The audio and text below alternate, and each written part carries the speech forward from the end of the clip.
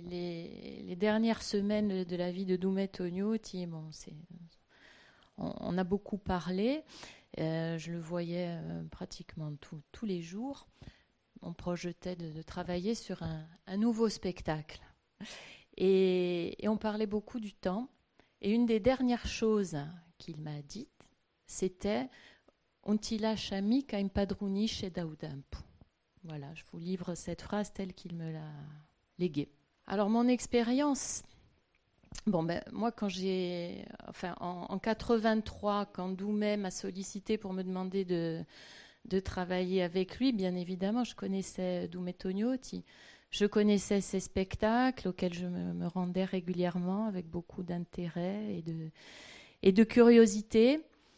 Et j'ai répondu positivement, spontanément, avec beaucoup de joie, parce que j'avais beaucoup d'admiration pour son travail, puis aussi un petit peu de peur, parce qu'il me proposait de revisiter le chant traditionnel, en me demandant de ne pas l'interpréter, puisque j'aurais pu le faire facilement, donner un rendu assez joli d'un chant traditionnel. Non, il voulait rendre l'authenticité à ce chant traditionnel, authenticité qu'il avait perdue puisque sortie de son contexte social. Donc, comment lui rendre cette authenticité?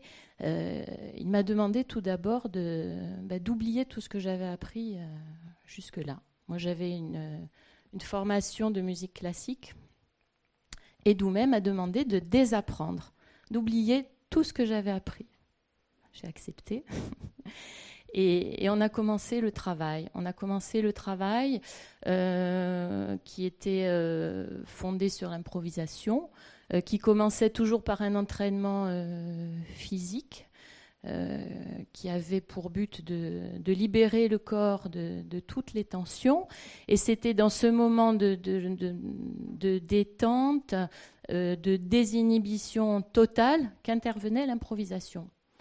Alors, quand j'improvisais, eh bien Doumet, donc le metteur en scène, était en observation des mouvements du corps, mais aussi à l'écoute de la voix, de ses moindres inflexions, intonations, cassures ou brillances, toutes ces expressions étaient,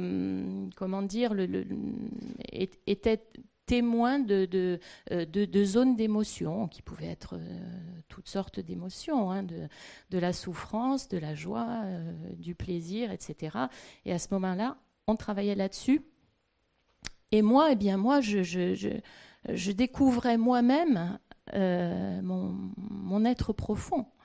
Je découvrais des tas de choses, je découvrais ma voix, je découvrais toutes les caisses de résonance dans le corps, je découvrais toutes les voix que l'on a et qui chacune peuvent s'exprimer. Et c'était une sorte, à travers la voix, d'exploration du corps pour arriver à une expression artistique authentique. Voilà, alors ce qui était difficile, c'était d'oser dépasser la peur pour aller au-delà de mes limites. Voilà. Et quand on atteignait ensemble ce moment-là, c'est difficile à expliquer ce qu'était ce moment. C'était à la fois un moment de plénitude, de vérité.